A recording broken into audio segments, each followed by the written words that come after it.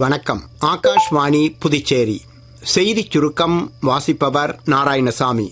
பிரதமர் திரு நரேந்திர மோடி குஜராத்தின் காந்தி நகரில் உள்ள மகாத்மா மந்திரில் 5536 கோடி ரூபாய் மதிப்பிலான பல்வேறு வளர்ச்சி திட்டங்களை இன்று தொடக்கி வைக்கிறார்.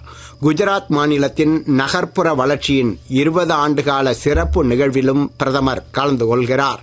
பாகிஸ்தானின் நகரங்களில் பயங்கரவாத அமைப்புகள் வெளிப்படையாக செயல்பட்டு வருவதாக மத்திய வெளியுறவுத்துறை அமைச்சர் டாக்டர் ஜெய்சங்கர் சுட்டிக்காட்டியுள்ளார்.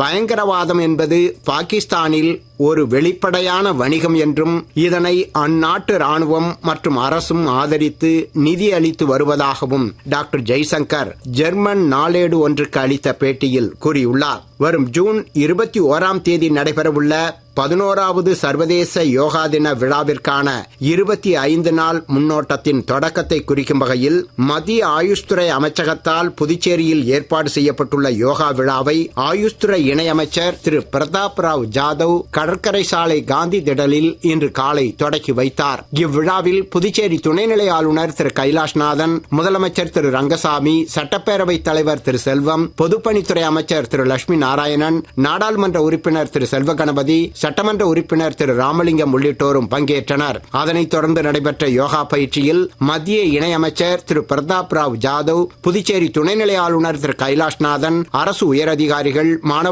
மாணவிகள், யோகா ஆர்வலர்கள் உள்ளிட்ட பலரும் கலந்து கொண்டு யோகா பயிற்சியில் ஈடுபட்டனர். இத்துடன் இந்த செய்திச் சுருக்கம் நிறைவு பெறுகிறது.